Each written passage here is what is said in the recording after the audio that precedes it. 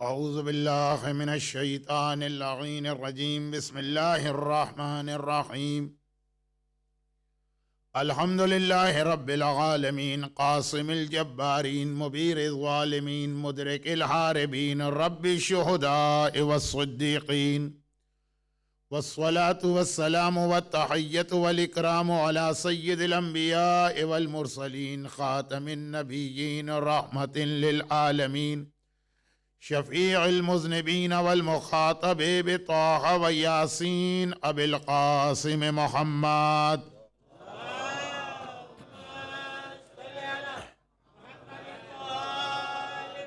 وآلہ وقطرتہ واہل بیتہ الطیبین الطاہرین المعصومین المظلومین المنتجبین المیامین المکرمین سیما علی الامام المنتظر والحجة الثانی عشر اللہم عجل لہ الفرج ولعنت اللہ علی اعدائہم اجمعین اما بعد فقد قال اللہ عز وجل فی کتابہ المبین وفرقانہ المتین وقرآنہ المجید وقولہ الحق بسم اللہ الرحمن الرحیم یا ایہا الذین آمنوا ان تنصروا اللہ ینصرکم ویثبت اقدامکم وقال ولو انہم اذ ظلموا انفسہم جاؤوک فاستغفروا اللہ واستغفر لهم الرسول لوجدوا اللہ توابا رحیما فلا وربک لا یؤمنون حتی یحکموک فیما شجر بینہم ثم لا يجدوا في أنفسهم حرجا مما قضيت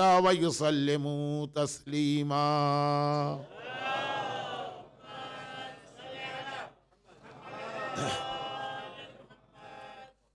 وہ دین جس کے لیے کربلا کے میدان میں امام مظلوم نے اتنی قربانیاں دیں،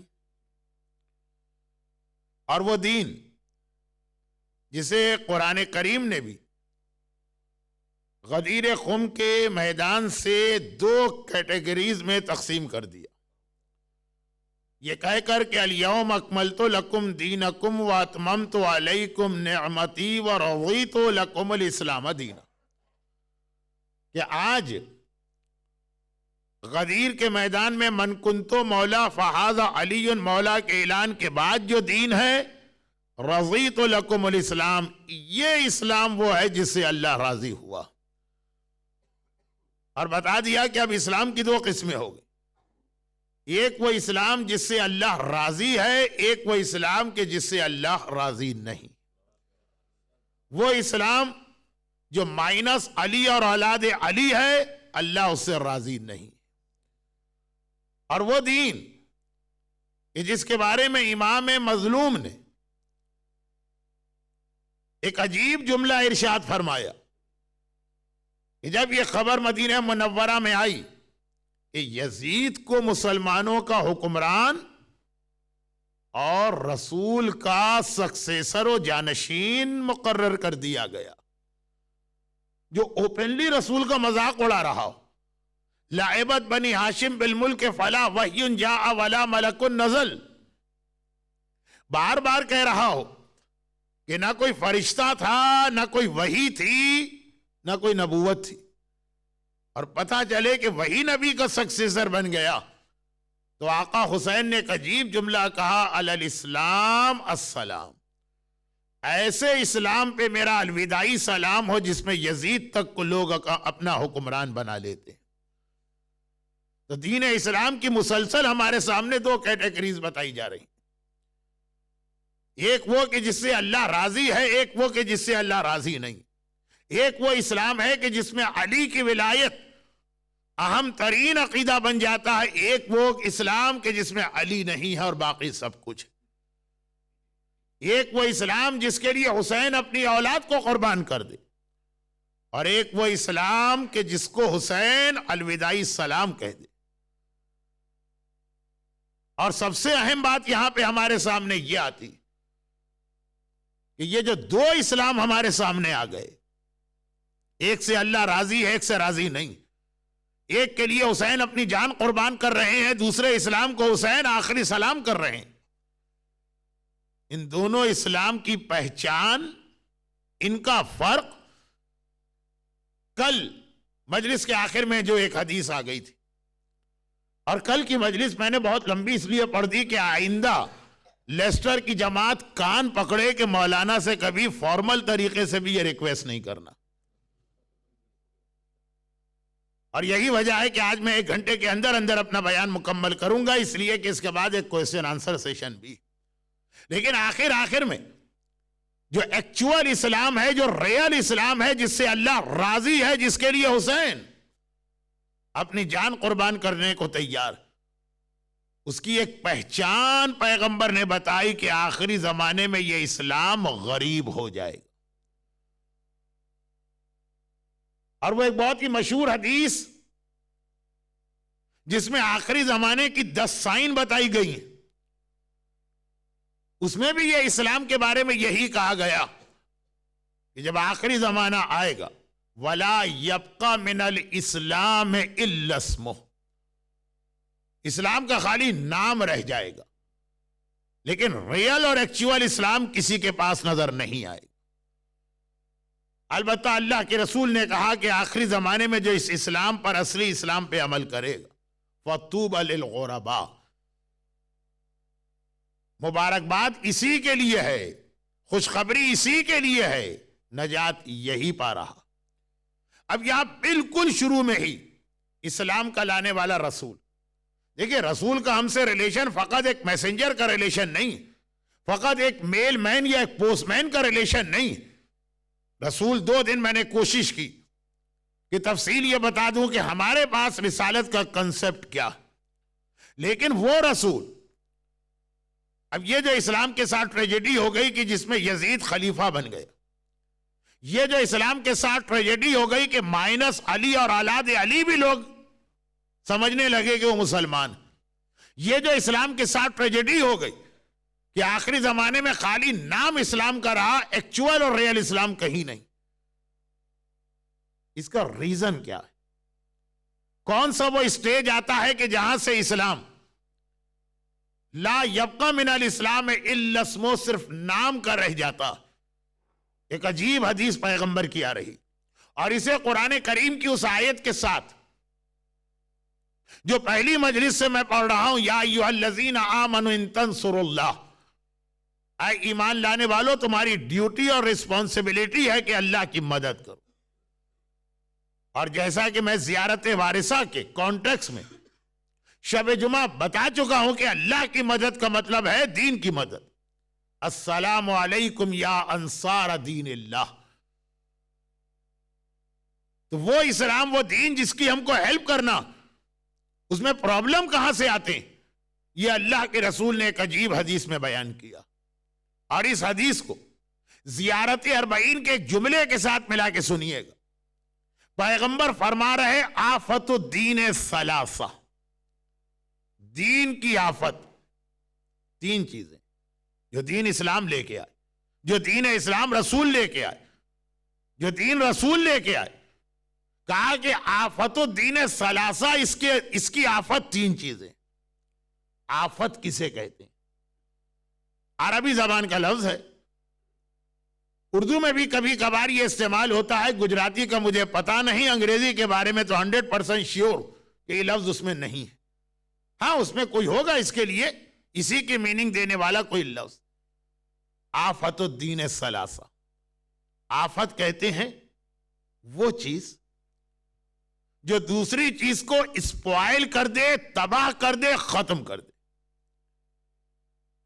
ایگریکلچر سے تعلق رکھنے والوں کو پتا ہے کہ مختلف فصلیں اور کراپس، کیڑے وغیرہ لگ جاتے ہیں، اس کو تباہ کر دیتے ہیں، یہ اس کی آفت کہلاتی ہے. ہیومن باڈی، انسان کا جسم، وہ ساری بیماریاں کے جو انسان کے جسم کو اسپوائل کر کے رکھ دیتی ہیں، وہ جسم انسانی کے لیے آفت. ایڈس، ہیپیٹائٹس، کینسر، ڈائبٹیز، یہ جتنی بیماریاں ہیں جو جسم انسانی کو اندر سے کھا کے ختم کر دیتی، یہ کہلائے گی اس کی آفت. لوہا، اس پہ رسٹ لگ جاتا ہے، یہ ہے اس کی آفت. کوئی بھی مشینری، ہر وہ چیز جو اس میں خرابی پیدا کر دے، کمپیوٹرز میں جو وائرس آ جاتے ہیں، یہ ہے اس کی آفت.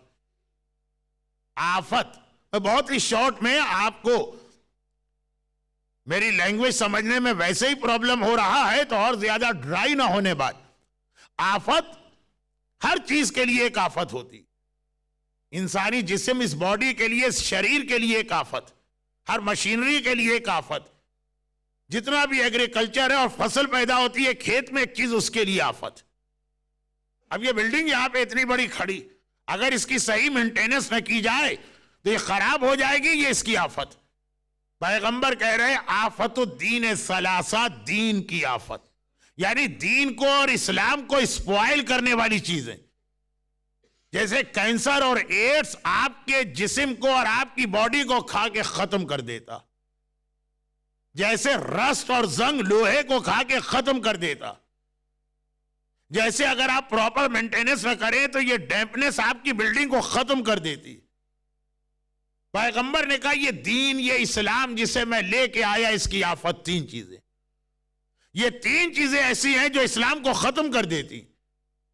پھر خالی اسلام تو ہوگا لیکن لا یبقى من الاسلام الا اسمہ، خالی نام کا اسلام ہوگا، اندر سے اسلام نہیں.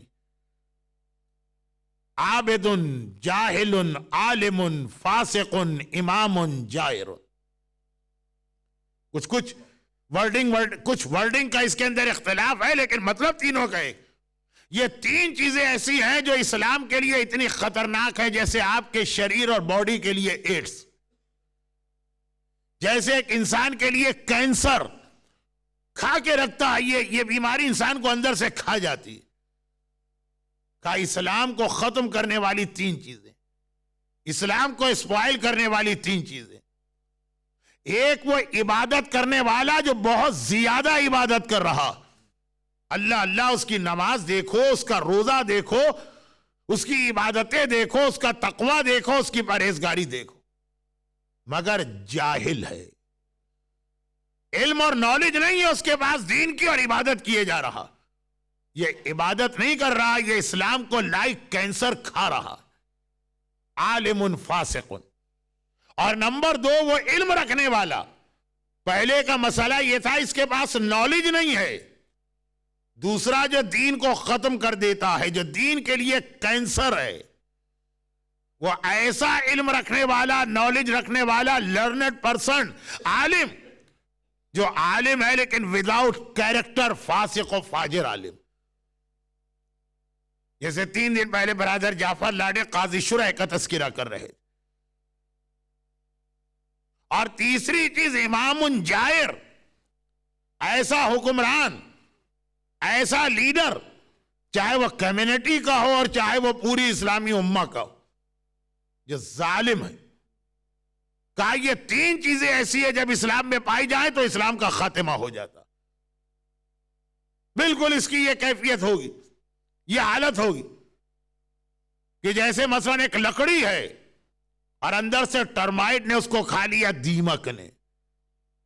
قرآن کریم حضرت سلیمان نبی کا پوری سٹوری بتا رہا ہے نا، کہ وہ اپنی اسٹک کی عصا کے سہارے کھڑے، اندر سے دیمک نے کھا لیا. جن یہ سمجھ رہے ہیں کہ سلیمان زندہ. ایک اسٹیج آیا، اندر سے دیمک، جس کو انگریزی میں ٹرمائٹ کہتے ہیں، کھا چکی. ایک ہلکا سا پش کافی ہوتا ہے پھر اس لکڑی کو گرا دینے کے. یہ جسٹ لائک کینسر آپ کی باڈی کو کھا رہے ہیں. تین چیزیں اسلام کا خاتمہ کر رہی ہیں. وہ دین جس کی مدد آپ کو کرنا. تو مدد کا پہلا اسٹیج ہی یہ ہے کہ ان تین چیزوں سے اسلام کو بچائیے. لکڑی کی ہیلپ کر رہے ہیں، اس کو یہ کیڑے یا ٹرمائٹ سے بچائیں گے. لوہے کی ہیلپ کر رہے ہیں تو اس کو رسٹ لگنے سے بچائیں گے. باڈی کی ہیلپ کر رہے ہیں تو اس کو ان بیماریوں سے بچائیں گے. اور اسلام کی اگر آپ ہیلپ کر رہے ہیں تو ان کو ان تین چیزوں سے بچائیے. ایسے عبادت گزار کو، ایسے عالم کو اور ایسے لیڈر کو ایک لمحے کے لیے برداشت نہ کریں کہ جن کی خرابیاں رسول نے بتائیں. اور آج کی میری مجلس چونکہ اس حدیث کے اوپر نہیں ہے، ورنہ اس میں بہت ڈیٹیل میں جاتا، صرف ایک شارٹ بات کہہ دوں. اور ان تینوں میں بھی اگر آپ دیکھیے تو بیسک پرابلم پہلے آدمی کا ہے. مسلمان ہے، مومن ہے، نمازی ہے، لیکن اگر وہ جاہل ہے، اصل پرابلم وہ ہے، دیکھیے غلط لیڈرشپ کسی کمیونٹی میں اس وقت آتی ہے جب عام مومنین میجورٹی سائلنٹ بیٹھ جاتی ہے، ہمیں کوئی تعلق نہیں کون آ رہا ہے کون جا رہا۔ جب جاہل آدمی عبادت کرے گا تو وہ ہر عالم کی عزت کرے گا، چاہے متقی عالم ہو چاہے فاسق عالم۔ آپ دیکھیں گے ہمارے یہاں یہ کنسپٹ ہی نہیں ہے، یہ کرائیٹیریا ہی نہیں ہے۔ اب آج کل تو خیر لوگ علماء کے بہت دشمن ہو گئے، مراجع تک کی مخالفت ہے، لیکن ایسٹ افریقہ میں کیا علماء کی ایک بڑی عزت اور بڑا احترام نہیں تھا ایک زمانے میں؟ لیکن ایسی عزت اور احترام تھا کہ چاہے متقی عالم ہو چاہے فاسق عالم، عالم ہے امامہ پہنے ہوئے ہے تو ہر ایک اس کے ہاتھ کو بوسہ دے رہا۔ جب عوام مومنین عبادت کرنے والے جاہل ہوتے ہیں تو کمیونٹی میں پھر متقی عالم کی جگہ نہیں ہوتی، فاسق عالم آ جاتے ہیں۔ اور جب عالم و فاسق ہوتا ہے تو پھر ظالم حکمران کو حکومت کرنے کا موقع ملتا ہے۔ آپ بنو امیہ کے حکمران سے لے کے آج سعودی عرب کے کنگ عبداللہ تک سب کو دیکھ لیں گے کہ سب کے پیچھے کسی فاسق و فاجر عالم کا فتویٰ موجود ہے کہ یہ بالکل ٹھیک عالم ہے، یہ رسول کا جانشین ہے، یہ اولی الامر ہے، اس کی اطاعت کرنا واجب ہے۔ خالی یہ جملہ لشکر یزید کے اس کمانڈر ان چیف نے نہیں کہا تھا۔ کربلا کے واقعے کے بعد یزید نے نیکسٹ ایئر مدینہ منورہ پہ اٹیک کیا، اور ابھی برادر جعفر لاڈے حبیب ابن مظاہر کے سلسلے میں جس ظالم حسین ابن نمیر کا تذکرہ کر رہے تھے، یہ وہ آدمی تھا جس نے مکے پہ اٹیک کیا، وہ مدینے پہ اٹیک کر رہا ہے مسلم۔ روضہ رسول، قبر رسول، اس تک پر اس نے کیسے ظلم کیے کہ ممبر رسول پہ لا کے بندروں کو بٹھایا، اور قبر رسول پہ کتے اور سور لا کے رکھے گئے۔ اور جب وہ مر گیا اسی اٹیک کے درمیان تو اس کے ڈپٹی کمانڈر ان چیف حسین ابن نمیر نے کمانڈ سنبھالی اور مکے پہ حملہ کیا۔ خانہ کعبہ پر 2 بار اب تک ایسا اٹیک ہوا ہے کہ خانہ کعبہ کی دیواریں جل گئی، اور دونوں مرتبہ کسی کافر یا مشرک نے نہیں، سو کالڈ مسلمان نے اٹیک کیا۔ اور جب ان دونوں سے پوچھا گیا تھا، مدینے پہ اٹیک کرنے والے سے جو روضہ رسول میں استبل بناتا ہے، گھوڑے لا کے وہاں باندھتا، قبر رسول پر مسجد النبوی میں جو اس دنیا کی سیکنڈ ہائیسٹ مسجد ہے، اور حسین ابن نمیر سے بھی یہی سوال کیا گیا جو خانہ کعبہ پر گولہ باری کر رہا، 3 دیواریں کعبہ کی اس نے گرا دی، مومن مسلمان۔ عجب یہ بات اس وقت ہو رہی ہے ایکچول خانہ کعبہ پہ اٹیک کی، ورنہ پیغمبر کی ایک حدیث اور جسے شہید دست غیب شیرازی نے گناہان کبیرہ نامی کتاب میں لکھا ہے، میجر سنس کے عنوان سے، جس کا انگلش ٹرانسلیشن ہو چکا، اور اس میں یہ حدیث ہے نا کہ دنیا کا سب سے بڑا گناہ ہے خانہ کعبہ کو ڈیمولش کرنا، لیکن اس سے بھی بڑا گناہ ہے کسی مومن کی انسلٹ کرنا اور کسی مومن کی توہین کرنا۔ مومن کی توہین کرنا ایسا ہے جیسے تم نے خانہ کعبہ کو گرا دیا۔ آپ کو بہت سے متقی لوگ نظر آئیں گے جن کو اپنی زبان پہ کوئی کنٹرول نہیں، یہ خیال کیے بغیر کہ وہ کیا کہہ رہے ہیں۔ نمازیں اپنی جگہ، روزے اپنی جگہ، پیغمبر کی حدیث یاد ہے نا کہ رسول سے مدینے کی 2 عورتوں کو کمپیئر کرتے ہوئے ایک سوال کیا گیا، یا رسول اللہ ہمارے محلے میں 2 عورتیں رہتی، دونوں مسلمان، ایک اتنی زیادہ عبادت خدا میں لگی کہ 24 گھنٹے گویا وہ مصلی پہ بیٹھی اور ہر وقت وہ روزے کے عالم میں، البتہ اس کی لینگویج بڑی خراب ہے، جب کسی سے بولتی یا گالی دے دی یا توہین کر دی یا انسلٹ کر دی۔ اور دوسری ایک عورت ہے جو خالی واجب نماز روزہ کرتی۔ دیکھیے آج تو ہماری سوسائٹی میں جو صرف واجب نماز اور واجب روزہ کرے وہ بھی بہت ہائی سٹیٹس کا مانا جاتا۔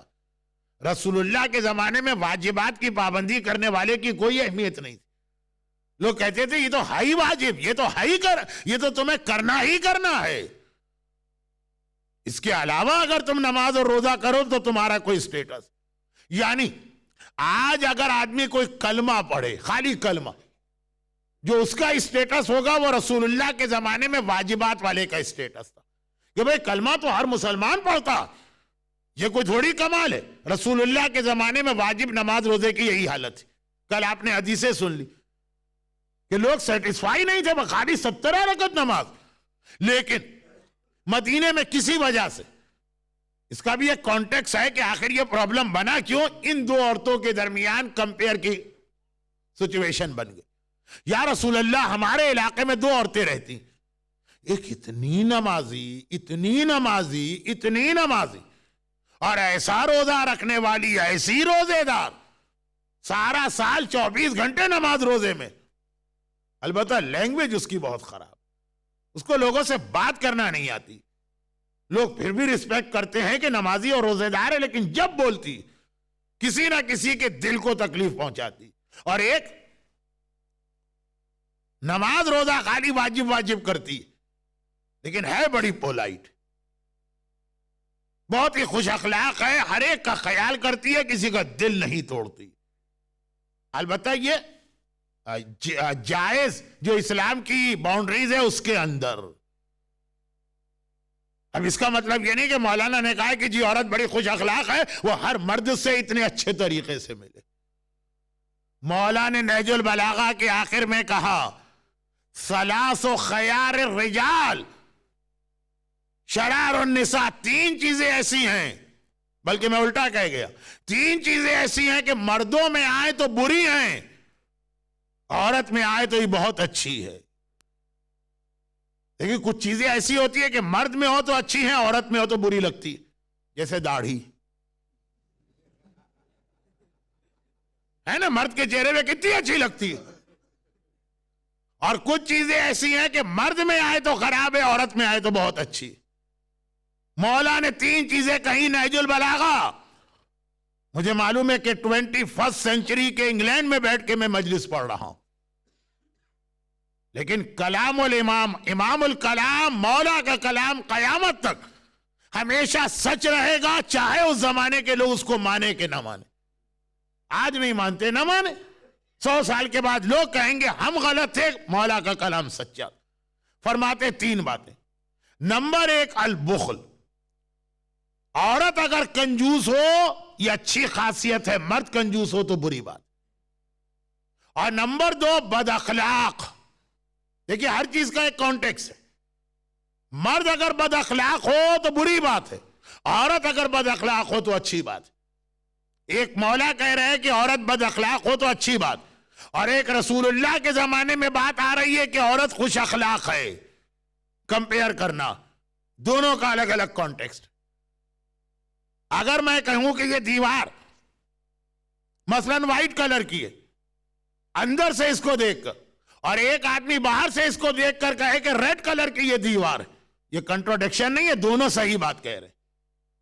ایک ادھر سے دیوار کو دیکھ رہا ہے اور ایک ادھر سے دیوار کو دیکھ رہا. پیغمبر کہہ رہے ہیں عورت خوش اخلاق, مولا کہہ رہے ہیں عورت بد اخلاق. اور میں نے اسی لیے یہ کہا کہ مجلس میں ہر چیز کی ڈیٹیل کا وقت نہیں ہوتا. مولا نے ریزن بتایا کہ کیوں بد اخلاق ہے, اور میں ہر مجلس میں ایک آدھ ایسی بات کہہ رہا ہوں جس کا خلاصہ یہ ہے کہ امام کے کلام کو سمجھنا اتنا ایزی بھی نہیں ہے کہ آپ نے عربی کتاب کا انگلش ٹرانسلیشن کیا اور انگریزی میں کتاب پڑھی اور کہا میں آغا سیستانی سے بھی بڑا عالم بن گیا. امام کے کلام کو سمجھنا خالی لینگویج کے ذریعے بھی نہیں ہوتا, پورا اس کا کانٹیکس دیکھنا پڑتا. امام نے فرمایا کہ عورت اگر بد اخلاق ہو, اس سے مراد ہے نامحرم مردوں کے سامنے, نامحرم مردوں سے اس طرح سے بات ہی نہ کرو جو قرآن نے اسی سورہ احزاب میں کہا, جو سورہ احزاب اعمال عاشورہ کا پارٹ اور عاشورے کے دن یاد کرنے والا سورہ. فلا تخضعن بالقول, اے نبی کی بیویوں جب تمہارے بیٹے تمہارے پاس آئیں تو ان سے پولائٹ طریقے سے بات نہ کرنا. فیطمع الذی فی قلبہ مرض, تم تو اس کو اپنا بیٹا سمجھ کے بات کرو گی, لیکن جس کے دل میں خرابی ہے وہ تمہارے پولائٹ لہجے کو دیکھ کر پتہ نہیں کیا کیا برے خیال دل میں لے کے آ جائے. تو مولا فرما رہے ہیں نامحرم مردوں کے مقابلے میں عورت کو بد اخلاق بننا. اور پیغمبر کے زمانے کا تذکرہ ہو رہا ہے عورت عورتوں کے درمیان. ہر چیز کی وضاحت ضروری ہے ورنہ لوگ غلط میننگ لے لیتے ہیں. اور یہ بات حجاب والی مرد اور عورت کے درمیان کس انداز کا ایٹماسفیئر ہونا چاہیے یہ اتنی شارٹ نہیں ہے کہ آج کمپلیٹ ہو جائے. آج تو خالی ایک اشارہ آیا. اصل حدیث یا رسول اللہ اب ہمارے درمیان ہم لوگ اسی محلے میں رہتے ہمارے درمیان یہ ڈسکس ہے کہ یہ عورت زیادہ ثواب رکھتی ہے کہ وہ عورت زیادہ اچھی ہے. ایک نمازی اور روزے دار ہے لینگویج فاؤل ہے. ایک عورت نماز روزہ کرتی ہی نہیں. یعنی رسول کے زمانے میں واجبات والے کو تو لوگ کہتے تھے کچھ کرتا ہی نہیں. واجبات ہے لیکن اخلاق بڑا اچھا ہے اس کا عورتوں کے سامنے. پیغمبر نے کہا تم ایک جنتی اور ایک جہنمی کو کمپیئر کر رہے ہو. کمپیئر ایک جیسے لوگوں کو ہوتا ہے دو جنتیوں کو کمپیئر کرو کہ ان میں سے کون اچھا اور کون چھوٹا اسٹیٹس. دو جہنم کے لوگوں کو کمپیئر کرو. تم تو ایک جنت اور ایک جہنم والے کو کمپیئر کر رہے ہو. یا رسول اللہ اس میں جنت والا کون ہے جہنم والا کون ہے؟ پیغمبر نے کہا جس کی زبان بری جو مومن کے دل کو تکلیف پہنچاتا جسے یہ نہیں پتا کہ غصے کے عالم میں وہ کیا کہہ رہا وہ کتنا ہی بڑا نمازی اور روزے دار کیوں نہ اس کا ٹھکانہ اللہ نے جہنم میں رکھا ہوا. تو اب عابد جاہل بات وہاں سے چلی تھی. کتنا ہی بڑا عبادت گزار کیوں نہ ہو اگر وہ جاہل ہے تو اس کا رزلٹ کیا نکلے گا؟ جو حسین ابن نمیر کا جواب ہے جو عقبہ کا جواب ہے. جب سوال کیا جا رہا ہے تم نے روضہ رسول پہ اٹیک کیا تمہیں شرم نہیں آئی؟ تم نے خانہ کعبہ پہ اٹیک کیا تمہیں شرم نہیں آئی؟ تو معلوم ہے ان کا ریپلائی کیا؟ ان کا ریپلائی یہ ہے کہ ہم وہ کر رہے ہیں جو قرآن ہم سے کہہ رہا. کس قرآن نے کہا کہ رسول کے روضے پہ اٹیک کرو؟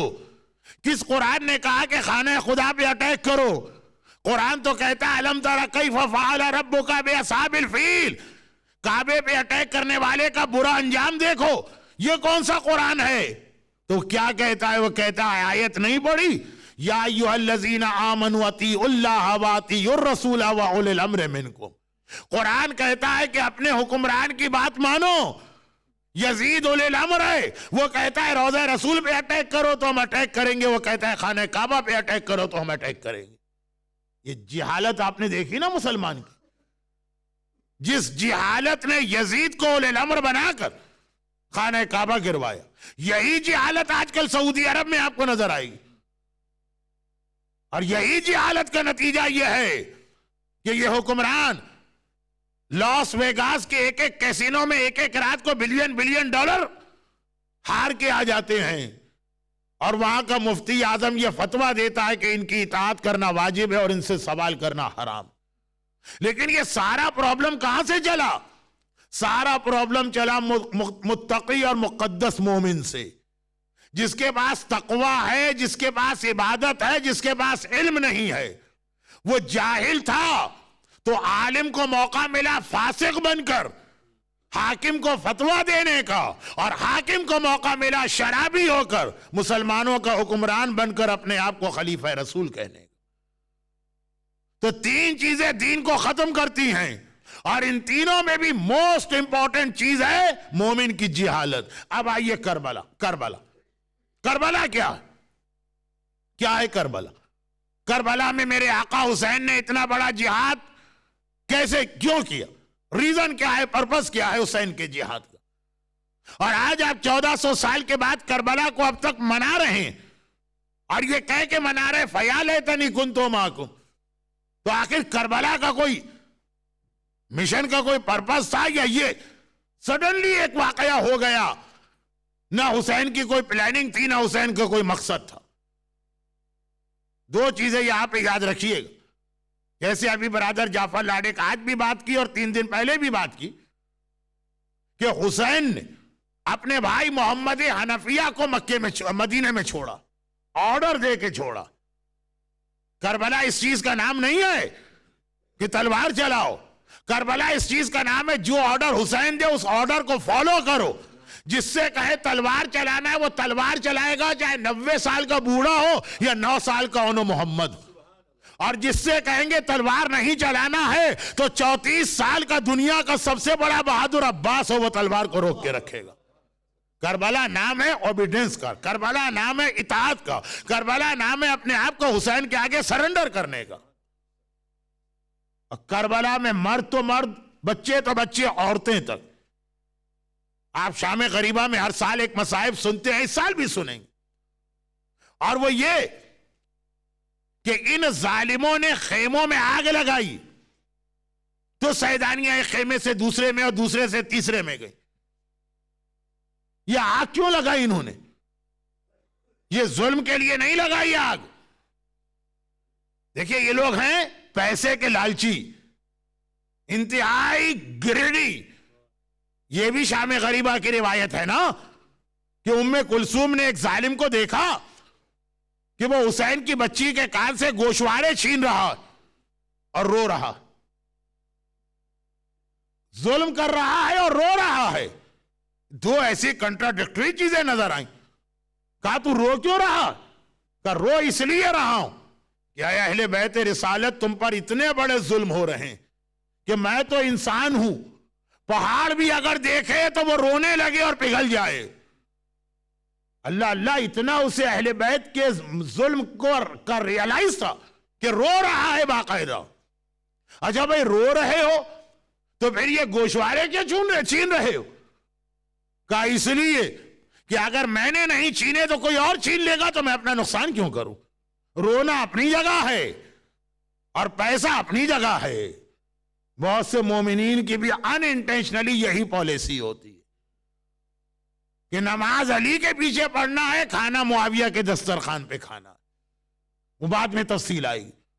اب یہ اتنا ظالم، یعنی ایسا آدمی کہ اہل بیت کے مظالم کی وجہ سے رو رہا، مگر اتنا لالچی کے گوشوارہ چھوڑنے کو تیار نہیں.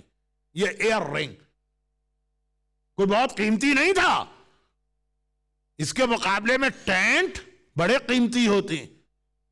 ویلیو کے اعتبار سے ایک ایئر رنگ کی وہ ویلیو نہیں ہے جو ایک ٹینٹ کی ہے. ایک نہیں 18، اور ان لوگوں نے جلائے. اس کو لوٹنے کے لیے آئے تھے، یہ روبری کے لیے آئے تھے. یہ ٹینٹ تو ایک ایکسپینسو چیز ہے. انہوں نے گوشوارے چھینے، انہوں نے بستر چھینے بیمار کے نیچے سے، تو ٹینٹ آخر کیوں نہیں چھینے، جلائے کیوں؟ وہاں پرابلم یہی تھا کہ جب یہ پہلے ٹینٹ میں گئے تھے اور سیدانیوں سے کہا تھا کہ یہاں سے نکلو، ہمیں اس ٹینٹ پہ قبضہ کرنا ہے، تو بیویوں نے کہا تھا آقا حسین ہمیں یہاں بٹھا کے گئے. آرڈر از آرڈر، جو آقا نے کہا ہم اسی کے اوپر عمل کریں گے چاہے مر جائیں. اور جب تک کہ دوسرے امام نے، یعنی چوتھے امام نے پرمیشن نہ دی باہر نکلنے کی، کوئی بیوی باہر نہیں نکلی تھی. تو کربلا کے مرد ہوں، کربلا کے بچے ہوں، کربلا کی عورتیں ہوں، ٹوٹل اوبیڈینس، جو امام نے کہا وہ کرو. کہا تلوار چلاؤ تو تلوار چلائیں گے، کہا خیمے میں بیٹھو تو خیمے میں بیٹھیں گے، کہا تلوار روکو تو روک دیں گے. محمد حنفیہ سے کہا تم کو مدینے میں اسٹے کرنا، مگر اس اسٹے کا ایک مقصد یہ بھی تھا کہ حسین اپنے جہاد کربلا کو باقاعدہ ڈاکومنٹری صورت میں محفوظ کرنا چاہتے تھے. حسین کو معلوم ہے جب اتنی بڑی سیکریفائس دی جاتی ہے تو بعد کے لوگ اس میں چینج کر دیتے ہیں. جیسے کرسچن نے حضرت عیسیٰ کی پوری سیکریفائس کو اس طرح چینج کر دیا کہ ہم شراب اس لیے پیتے ہیں کہ ہمارے گناہ اپنی گردن پہ لے کے جیسس کرائسٹ سولی پہ چڑھ گئے. کہا کہ ہم حرام اس لیے کھاتے ہیں کہ جیسس کرائسٹ نے ذمہ داری لے لی. حسین کو معلوم تھا کہ ایسا ہوگا کہ ہمارا بھی کوئی شیعہ کہے گا کہ میں نماز روزہ اس لیے نہیں کرتا ہوں کہ آقا حسین نے میرے سارے گناہ معاف کرا دیے. اپنی جان اس لیے دی تاکہ شیعوں کو گناہ کی پرمیشن ملے. آقا نے کہا کوئی میرے بعد ایسا نہ کہنے پائے، میں لکھ کے جا رہا ہوں. 14 سینچریز پہلے باقاعدہ ریٹن تحریر، ریٹن ڈاکومنٹ کا اتنا رواج نہیں تھا، مگر حسین نے ریٹن میں لکھ کے چھوڑا ھذا ما اوصى الحسین ابن علی الی اخی محمد بن حنفیہ انی لم اخرج شرا ولا بشرا ولا بطرا ولا مفسدا انی خرجت لطلب اصلاح امت جدی واسیر بسیرت جدی و ابی. لکھ کے گئے، باقاعدہ ڈاکومنٹ لکھ کے گئے. کہ یہ وہ ھذا ما اوصى، یہ وہ وصیت ہے جو الحسین ابن علی، جو علی کے بیٹے حسین نے اپنے بھائی کے نام لکھی ہے، اور کہہ رہے کہ انی لم اخرج اشرم ولا بشرم ولا بطرم ولا مفسدہ، ان شارٹ نہ میں فساد کرنے جا رہا ہوں، نہ میں تاج و تخت لینے جا رہا ہوں، انما خرجت لطلب اصلاح امت جدی، نانا کی امت کو ٹھیک کرنے جا رہا ہوں، وہ خراب ہو رہی ہے، وہ اسپوائل ہو رہی ہے، اس کو ٹھیک کرنے جا رہا ہوں، اور امت کو ٹھیک کرنے کا طریقہ کیا ہے؟ وَأُرِيدُ أَنْ آمَرَ بِالْمَعْرُوفِ وَأَنْهَى عَنِ الْمُنْكَرِ، امر بالمعروف اور نہی عن المنکر کروں گا۔ اور کوئی یہ نہ کہہ دے حسین تم ایک بالکل نئی چیز اسلام میں لائے ہو، نہیں، اسیرو بسیرت جدی، جب میں امر بالمعروف کروں گا تو اپنے نانا ہی کی سیرت پہ چل رہا ہوں، وہ ابھی اور اپنے بابا ہی کی سیرت پہ چل رہا ہوں، میرا نانا بھی امر بالمعروف کرتا رہا، میرا بابا بھی امر بالمعروف کرتا رہا، یہ حسین لکھ کے گئے۔ اچھا اب ایک سوال یہاں پہ، حسین نے تو کہا میں اس لیے جا رہا ہوں، مگر حسین کیا اپنے پرپس میں کامیاب ہوئے کہ نہیں ہوئے؟ بھائی ایسٹ افریقہ سے ایک آدمی چلا، وہ کہتا ہے کہ بھائی میں یو کے پیسہ کمانے نہیں جا رہا ہوں، میں انگلینڈ نیشنلٹی لینے نہیں جا رہا ہوں، میں یہ چاہتا ہوں میرے 4 بیٹے اچھی تعلیم حاصل کر لیں، مثلا ایک ٹارگٹ لے کے چلا، 20 سال بعد آپ کی ملاقات ہوئی تو آپ اس سے یہ تو نہیں پوچھیں گے کہ بھائی تمہیں پاسپورٹ ملا کہ نہیں ملا، یہ اس کا ٹارگٹ تھا ہی نہیں، آپ اس سے یہ تو نہیں پوچھیں گے تم نے کتنے ملین پاؤنڈ کمائے، یہ تو اس لیے آیا ہی نہیں تھا، آپ پہلا سوال کریں گے تمہارے بچوں نے کیا پڑھ کے دیا، وہ جو کہہ کر گیا ہے وہی تو آپ دیکھیں گے نا۔ ایسٹ افریقہ میں ایک مومن بیمار تھا، وہ گیا مثلا امریکہ، کہا کہ میں صرف علاج کے لیے جا رہا ہوں تاکہ وہاں اچھا علاج ہے، بالکل میں ہیلدی ہو جاؤں۔ آپ کی ملاقات ہوگی 5 سال بعد، آپ پوچھیں گے بھائی جس کام کے لیے گئے تھے وہ کام پورا کیا کہ پورا نہیں کیا؟ کسی نے کہا بھائی میں لیسٹر اس لیے آ رہا ہوں کہ یہاں مجھے بزنس سیٹ کرنا، سنا ہے کہ یہاں اچھی اپرچونیٹیز، ویسے تو میں نے سنا ہے کہ یہاں خراب اپرچونیٹیز ہیں بزنس کے لیے، لیکن فار ایگزامپل کہہ رہا ہوں، آپ اس سے ملیں گے، آپ کہیں گے بھائی تم 10 سال پہلے یہ ٹارگٹ لے کے آئے تھے، تم نے اپنا ٹارگٹ اچیو کیا کہ اچیو نہیں کیا؟ بھائی جو آدمی جو ٹارگٹ آپ کو دیتا ہے، آپ 10 سال بعد سوال کرتے ہیں نا، آقا حسین کربلا جاتے وقت لکھ کر گئے کہ میں امر بالمعروف کرنے جا رہا ہوں، تو دشمن بھی پوچھ سکتا ہے اور مومن بھی پوچھ سکتا ہے مولا ایک ٹارگٹ تھا آپ لے کے گئے، اس میں آپ کامیاب ہوئے کہ ناکام؟ آپ نے یہ حاصل کیا کہ حاصل نہیں کیا؟ تو کیا اس کا ریپلائی ہوگا؟ آپ خود اس کا ریپلائی ہر شب جمعہ دیتے ہیں، اشہد انک قد اقمت الصلاۃ وآتیت الزکاۃ وامرت بالمعروف ونہیت عن المنکر۔ زیارت وارثہ کا یہ ایکسٹریکٹ حسین کے وصیت نامے کے ساتھ ملا کے پڑھیے۔ حسین کہہ رہے ہیں 28 رجب کو میں امر بالمعروف کرنے جا رہا ہوں۔ آج ہم 13 سینچریز کے بعد سوال کرتے ہیں حسین نے اپنے ٹارگٹ کو اچیو کیا کہ نہیں کیا؟ پوری دنیا کا مومن شب جمعہ کربلا کے ڈائریکشن میں کہتا ہے آئی بیئر وٹنس، میں گواہی دیتا ہوں آقا آپ نے امر بالمعروف بھی کیا اور آپ نے نہی عن المنکر بھی کیا۔ جو ٹارگٹ لے کے آئے تھے حسین، خود آپ کے پیرنٹس، آپ کے دادا اور آپ کی اولاد قیامت تک ہر شب جمعہ کہے گی حسین نے اپنے ٹارگٹ کو حاصل کر لیا، امر بالمعروف کیا اور نہی عن المنکر کیا۔ مگر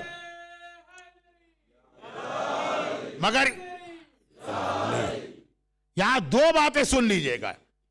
ایک بات میں بہت شارٹ میں آج پڑھ رہا ہوں، اگرچہ یہ پوری ایک مجلس کا ٹاپک ہے لیکن آج نہیں شاید کل آئے، اور وہ یہ کہ امر بالمعروف کے لیے 2 بہت امپورٹنٹ کنڈیشن، ایک شارٹ میں پڑھ رہا ہوں اور ایک آج کا ٹاپک۔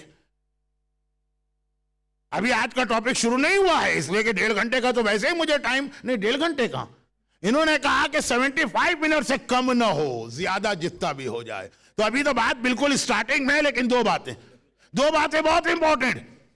دیکھیے امر بالمعروف نہی عن المنکر یہ آج کل ایک فیشن بن گیا، ہر آدمی کہتا ہے میں امر بالمعروف کر رہا ہوں، اور سارا امر بالمعروف ہوتا ہے غریب لوگوں پر، پیسے والوں کے سامنے کوئی امر بالمعروف کو تیار نہیں ہوتا،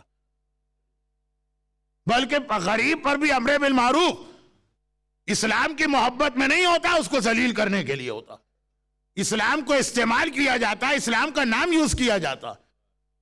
اگر دین کی محبت ہوتی تو اس کے مقابلے میں اس ملینر اور بلینر کے سامنے کیوں امر بالمعروف نہیں کرتے؟ امر بالمعروف کے لیے ایک بڑا مسئلہ یہ ہے کہ آدمی میں کریج ہونا چاہیے. اور یہ کریج کیا چیز دیتی ہے؟ یہ کریج آپ کو عطا کرتی ہے نماز. نماز ایک ریچول نہیں ہے, ایک روٹین عبادت نہیں. اللہ اکبر السلام علیکم. نماز آدمی کو ایک پاور دیتی ہے, اسپریچول پاور, جس کے بعد وہ دنیا میں کسی آدمی سے نہیں ڈرتا, کیونکہ نماز کا اسٹارٹ ہی ہوتا ہے اللہ اکبر. سب سے بڑا اللہ ہے, باقی کسی کی کوئی حیثیت و پوزیشن نہیں ہے. اسی لیے امر بالمعروف کرنے والے کو پہلے نماز کی شکل میں اسپریچول پاور لینا پڑے گی. یہ دوسری حدیث کا مطلب ہے. جب کربلا کا واقعہ کمپلیٹ ہو گیا اور یہ قافلہ پلٹ کے مدینے آیا تو لوگ کنڈولنس کے لیے آئے. عورتیں تو چلی گئیں لیڈیز کے پاس, مرد آگے چوتھے امام کے پاس. مردوں میں خالی ایک مرد زندہ ہے, چوتھا امام, اور لوگ کنڈولنس دے رہے ہیں. اس میں ایک مومن نے ایک سوال کر لیا, کہا کہ مولا میں 28 رجب کو بھی مدینے میں تھا, آپ کے بابا کا قافلہ کس شان کے ساتھ گیا تھا, اور آج میں دیکھ رہا ہوں یہ قافلہ واپس آیا, لٹ کے واپس آیا.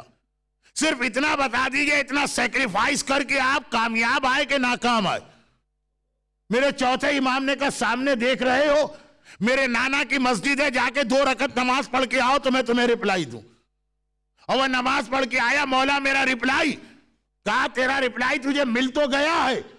کہا مولا کون سا رپلائی ملا؟ میں نے پوچھا آپ کامیاب ہوئے کہ ناکام؟ کہا تیری نماز تیرا رپلائی ہے. جب تک یہ نماز پڑھی جائے گی, یہ نماز اس بات کا اناؤنسمنٹ ہے کہ میرا بابا کربلا کے میدان میں جو قربانی دے کے آیا تو کامیاب آیا ہے. نماز حسین کی وکٹری کا اعلان ہے. نماز یہ بتا رہی ہے کہ یزید ہار گیا, یزید ناکام ہو گیا. اور یہی زیارت وارثہ میں آپ کہتے ہیں اشہد انک قد اقمت الصلاۃ. مولا آپ نے نمازوں کو بچایا, امر بالمعروف کیا. امر بالمعروف کے لیے 2 چیزیں بہت ضروری. نمبر 1, آدمی میں اتنا کریج ہو کہ دین خدا کے لیے دنیا کی سب سے بڑی طاقت سے ٹکرا جائے. اور یہ کریج کب ملے گا؟ جب آپ کو یقین ہو اللہ اکبر. یہ نہ ہو کہ فلاں پیسے والا وہ اکبر, یہ نہ ہو کہ فلاں بزنس مین وہ اکبر, یہ نہ ہو کہ فلاں بہت سورس والا آدمی ہے مجھے نقصان پہنچائے گا وہ اکبر. اللہ اکبر پر جب یقین ہو تب آپ امر بالمعروف کریں گے.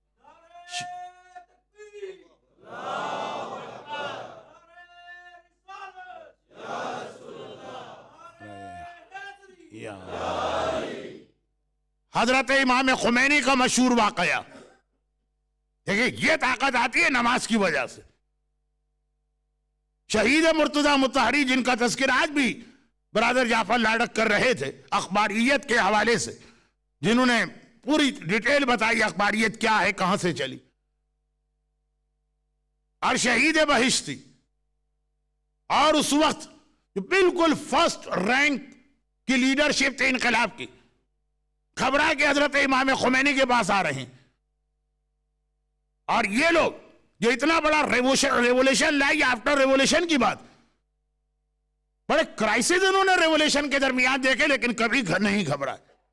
آج پہلی مرتبہ یہ بڑے بڑے آیت اللہ لیول کے علماء گھبرا کے امام خمینی کے پاس آئے, اور آنے کے بعد یہی تو کہا کہ غضب ہو گیا, امریکہ نے ایران پہ اٹیک کر دیا ہے, صحرائے طبس میں ان کے ہیلی کاپٹر فلائی کر کے آ رہے ہیں, اور ارادہ یہی ہے کہ تہران کے اوپر اٹیک کیا جائے گا. اتنی بڑی دنیا کی طاقت ہمارے اگینسٹ. صرف ایک جملہ تو کہا نا امام خمینی, بسم اللہ الرحمن الرحیم, الم تر کیف فعل ربک باصحاب الفیل. اس سے پہلے وہ ابرہہ بھی خانہ کعبہ کو ڈھانے آیا, تیرے رب نے کیا کیا, اور آج بھی دیکھنا کہ تیرا رب کیا کرتا ہے. وہ امام خمینی کا سیٹسفیکشن اور اطمینان یہ اسی وقت آ سکتا ہے کہ جب آدمی اب عبداللہ کی سیرت پہ مکمل عمل کر رہا ہو اور نماز کی اسپریچول طاقت کو جانتا ہو. ہم نماز پڑھتے ہیں لیکن ہم کو پتہ ہی نہیں ہے کہ نماز کہتے کسے ہیں, نماز کے بینیفٹ کیا ہیں, نماز سے کیا پاور ہم کو ملنی چاہیے. تو ایک امر بالمعروف, جیسا میں نے کہا, خالی غریبوں کے سامنے تو نہیں ہوتا ہے نا, کبھی دنیا کی سب سے بڑی طاقت سے بھی آپ کو ٹکرانا ہوگا. یہ نماز آپ کو طاقت دیتی. ایک یہ بہت ضروری, اور دوسری بات امر بالمعروف کے لیے یہ ضروری ہے کہ آپ کے پاس خود بھی اسلام کی نالج ہو. آج ہمارا سب سے بڑا پرابلم یہ ہے کہ آتا جاتا کچھ نہیں ہے. 16 صفحے کی ایک چھوٹی سی کتاب پڑھ لی اور یہ سمجھتے ہیں کہ چیمپئن ہوگا ہم اسلام کے, اب ہم مراجے کو بھی امر بالمعروف کر سکتے ہیں. میں نے دیکھا ہے ذرا عربی بولنا سیکھ گئے ہمارے کچھ یوتھ, مرجے سے جا کے اتنی فاؤل لینگویج اور بدتمیزی سے بات کرتے ہیں. یہ فتویٰ کہاں سے آ گئے, وہ نظریہ کہاں سے آ گئے؟ اور ایک تو آپ کو معلوم ہے نا, ہماری قوم کے پاس ایسا ایک ٹول ہے کہ ہر مرجے پہ استعمال ہو جاتا ہے, وہ ہے رمضان کی عید میں چاند کا مسئلہ. جب آغائے خوئی کا فتویٰ آیا تھا کہ ساری دنیا میں چاند ہے تو اس وقت ان پہ اعتراض. جب آغائے سیستانی کا آیا کہ اپنے آپ لیٹیٹیوڈ کو دیکھیں گے تو اس وقت ان پر اعتراض. اور ایسی بدتمیزی صرف اس لیے کہ عربی بولنا آ گئی. امر بالمعروف کے لیے بہت اہم یہ شرط ہے. چنانچہ بہت ہی مشہور ایک واقعہ ہے, ایک نہیں کتنے ایسے واقعات. ایک آدمی نے یہودی کو مسلمان کیا اور پھر 24 گھنٹے میں یہ یہودی دوبارہ کافر بن گیا. امام نے فرمایا نان مسلم کو مسلم کرنے کا ثواب ہے, لیکن مسلمان کو کافر بنانے کا عذاب اس سے بھی زیادہ بڑا ہے. 100 پاؤنڈ کمائے اور 1000 پاؤنڈ اس نے خرچ کر دیے. بہت ہی مشہور روایت اور روضۃ الکافی کی روایت. ایک آدمی نے تبلیغ کی ایک یہودی کو مسلمان کی. عام طور پہ رات کے وقت ڈسکشن ہوتا تھا, وہ آدھی رات تک آرگومنٹ رہا, وہ آدھی رات کو مسلمان ہو گیا, اپنے گھر آیا. دونوں کے گھر برابر ہیں, یہودی اپنے گھر گیا, یہ اپنے گھر آئے. ابھی 2 گھنٹے گزرے تھے کہ نوکنگ یہودی کے گھر پہ. گھبرا کے کہتا کیا ہوا؟ ابھی تو 2 گھنٹے پہلے ملے تھے, حالات نارمل تھے. کہا لیکن اب تم مسلمان ہو گئے ہو اور نماز شب کا وقت آ گیا ہے, جلدی سے جاؤ, غسل کرو, نئے کپڑے پہنو, نماز شب پڑھو. نماز شب کیا ہوتی ہے اس کے فرشتوں کو نہیں پتا, لیکن کلمہ پڑھ کے مسلمان ہو گیا. کہا یہ مسلمان کی سائن ہے. اچھا یہ سائن ہے مسلمان کی, پھر تو ماننا پڑے گی. 1 گھنٹے میں تیار ہو کے نکلا, نہانا دھونا, پاک کپڑے, نماز شب سکھا کے بٹھائی, نماز شب پڑھ لی. کہ اب تو گھر جاؤں؟ کہ ٹھہر جاؤ, ابھی 1 گھنٹے میں تو فجر کا وقت آنے والا ہے, فجر کی نماز چھوڑ کے چلے جاؤ گے. پکڑ کے بٹھا لیا. فجر کی تو 2 رکعت نماز واجب, 2 رکعت اس کے نفل یا سنت. اب جاؤں؟ کہا نہیں, سورج نکلنے تک تعقیبات نماز کا بڑا ثواب ہے, مکروہ ہے تعقیبات پڑھے بغیر مصلی سے اٹھنا. فجر سورج نکلنے تک یہیں بیٹھنا. سورج نکلنے تک بیٹھنا, اس سے پہلے غضب اور کر گیا. کہا اللہ نے تمہیں اتنی بڑی نعمت دی ہے, اس کے شکرانے میں روزہ رکھ لو. فجر سے پہلے روزے کی نیت بھی کرا دی, اب روزہ بھی رکھ لیا. یہ امام فرما رہے ہیں. یہاں تک کہ سورج نکلا. پہلے زمانے میں سورج نکلتا تھا, لوگ کام پہ چلے جاتے, وہ کام پہ گئے, سارا دن کام کیا, 8 گھنٹے کے بعد 10 گھنٹے بعد تھکا ہوا آیا, ابھی گھر میں انٹر بھی نہیں ہوا, ایک پیر دروازے کے اندر ہے, دوسرا پگ باہر ہے. یہ باہر ٹہل رہا تھا, یہ باہر ڈھونڈ رہا تھا مسلمان. روک لیا, کہا ظہر عصر کی نماز پڑھی کیا؟ یہ بھی کوئی نماز ہوتی ہے؟ ہاں گھر میں مت جاؤ, چلو پہلے میرے ساتھ کہیں قضا نہ ہو جائے. ظہر کی نماز شروع کی. کہا ہاں یہ کیا کر رہے ہو؟ پہلے ظہر کے 8 رکعت نافلہ ہیں جو آپ ان مومنین سے نہیں پڑھوا سکتے, جو پتہ نہیں کتنے جنریشن کے مومن ہیں. پھر ظہر پڑھی, کہا ابھی 8 رکعت کے عصر کے نافلہ ہیں. اب نماز پڑھی, کہا اب گھر جاؤ. کہا کیا کرو گے, کیا جا کے؟ تمہارا روزہ ہے, سورج ڈوبنے کے قریب ہے, مغرب کی نماز پڑھ کے جانا. ایک بار بٹھا کے مغرب کی نماز. کہا اب گھر جاؤں. کہا آدھے گھنٹے کے بعد تو عشاء کا وقت آنے والا ہے نا, اب گھر جاؤ گے کہیں لیٹ نہ ہو جائے, بیٹھے رہو. عشاء کی نماز پڑھی. کہا اب جاؤ. کہا نہیں, گھر میں جانے سے پہلے اور سونے سے پہلے کی بہت ساری دعائیں ہیں, تم گھر میں جاؤ گے, کون تمہیں یہ دعائیں پڑھوائے گا؟ یہ قرآن کا سورہ بھی پڑھنا ہے, اس سورے کی تلاوت بھی کرنا ہے. تقریباً کہیں 11 بجے رات کو اسے چھٹی ملی. 3 گھنٹے کے بعد 2 بج گئے, پھر نوک کیا. کہا کہ یہودی پوچھتا ہے کون؟ کہا بھئی تمہارا مسلمان ساتھی. یہ کہتا ہے کیوں آئے؟ کہا بھئی تم نے اسلام کا کلمہ پڑھا ہے, نماز شب کے لیے بلانے آیا ہوں. کہا نماز شب مسلمان پڑھتے, میرا اسلام سے کیا تعلق؟ گھبرا کے کہا ارے تم نے کل ہی تو کلمہ اسلام پڑھا تھا. کہا کل کلمہ اسلام پڑھا تھا اور آج رات کو کلمے کو خدا حافظ کہہ دیا تھا. اسلام ایسے آدمی کے لیے تو بہت اچھا ہے, جس کے پاس کھانے کو کچھ نہیں ہے، کرنے کو کچھ نہیں ہے، سارا دن خالی رہے، کوئی کام نہ ہو تو وہ اسلام پڑھے. ایک تو میں نے سارا دن فاقہ کیا، سارا دن تم نے مجھے کام میں لگائے رکھا، میرے جیسے آدمی کے بس میں اسلام نہیں ہے. امام نے کہا اس نے کتنی بڑی نیکی کی تھی، ایک نان مسلم کو مسلمان بنایا لیکن اس سے ڈبل گناہ کیا، ایک مسلمان کو دوبارہ کافر بنا دیا. اور امام فرماتے ریزن کیا ہے؟ اس مبلغ کی، اس پریچر کی جہالت. اسے یہ پتہ ہی نہیں ہے کہ کون سا مسئلہ کس موقع پہ بتایا جاتا ہے. تو امر بالمعروف میں اس بات کا خیال کرنا اتنا ضروری ہے، اتنا ضروری ہے کہ حسین کے جہاد کے دو اینڈ ہیں، ایک عاشورہ ہے اور ایک اربعین ہے. عاشورہ اور اربعین 28 رجب سے جو حسین مدینے سے چلے تو اربعین کا دن حسین کی وکٹری کا اعلان ہوئے، جیسے آپ کے یہاں ڈی ڈے منایا جاتا. جب حسین کی بہن کربلا میں آ رہی ہے، حسین کی فتح کا اعلان. 28 رجب کو حسین لکھ کر گئے کہ میں امر بالمعروف کے لیے جا رہا ہوں. اور چہلم کے دن جب حسین کے گھر والے کربلا آئے اور ہم نے یہاں بیٹھ کر زیارت پڑھی اپنے آقا کی، تو زیارت اربعین میں ایک بہت اہم جملہ ہے، بہت اہم جملہ ہے، اور وہ بھی ہے کہ آپ اللہ کو گواہ بناتے ہیں. آپ کہتے ہیں اللہ کو گواہ، آئی بیئر وٹنس اللہ، میں اللہ کو گواہ بنا کے کہتا ہوں آقا. آپ اللہ سے کہتے ہیں، حسین سے بھی نہیں کہتے. میں اللہ کو گواہ بنا کے کہتا ہوں. آپ کو معلوم ہے نا کہ زیارت اربعین مومن کی سائنز میں سے 5 سائن ہیں مومن کی، جن میں ایک زیارت اربعین. البتہ اس کا مطلب یہ جو خود کربلا جا سکتا ہے وہ کربلا جائے، جو نہیں جا سکتا ہے وہ امام باڑے میں زیارت پڑھے. اور جملہ یہ کہ اے اللہ میں تجھے گواہ بناتا ہوں کہ میرے آقا نے کربلا میں جان دی تھی لِيَسْتَنْقَذَ عِبَادَكَ مِنَ الْجِهَالَةِ، تاکہ تیرے بندوں کو جہالت اور اگنورنس سے نکالے. 28 رجب کو حسین نے لکھا میں امت کی اصلاح کرنے جا رہا ہوں. 20 صفر اربعین کے دن مومن نے اعلان کیا، حسین نے جان دی تاکہ لوگوں کو جہالت سے نکالا جائے. ان دونوں کو ملائیے تو رزلٹ کیا نکلے گا؟ رزلٹ یہ نکلے گا کہ امت کی اصلاح اسی وقت ہوگی کہ جب اس کو جہالت سے نکالا جائے. جتنی جہالت امت میں ہے اتنی امت خراب رہے گی، جتنی جہالت کم ہوگی اتنی امت کی اصلاح ہوگی. اب ایک چھوٹی سی بات کہوں اور اپنے ٹاپک پہ آ جاؤں، وہ یہ کہ یہ دو لفظ عربی میں ایک دوسرے کے اپوزٹ ہیں. ایک ہے آفت، ایک ہے اصلاح. آفت کے معنی اسپوائل کرنے والی چیز، اصلاح کے معنی ٹھیک کرنے والی چیز. حسین نے کہا میں اصلاح کے لیے جا رہا ہوں. نانا نے کہا کہ دین کی آفت ہے جاہل نمازی. حسین نے کہا میں اس امت کی اصلاح کرنے جا رہا ہوں. زیارت اربعین نے بتایا کہ اگر امت کی اصلاح کرنا ہے، دین کو آفت سے بچانا ہے، تو اپنی جہالت دور کرنا پڑے گی. یہ ہمارا سب سے بڑا پرابلم ہے. امر بالمعروف کرنے کھڑے ہوتے ہیں، ہمیں خود نہیں پتا دین کیا ہے. دین پر اسپیچ کرنے کھڑے ہوتے ہیں، ہمیں خود نہیں پتا اسلام کیا ہے.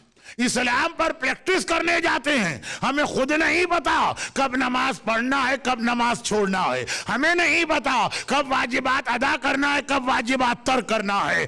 لِيَسْتَنْقَذَ عِبَادَكَ مِنَ الْجِهَالَةِ. بہت سب سے بڑی ذمہ داری. چھوٹی سی روایت، ہمارے 5ویں امام امام محمد باقر علیہ الصلوۃ والسلام ارشاد فرما رہے ہیں،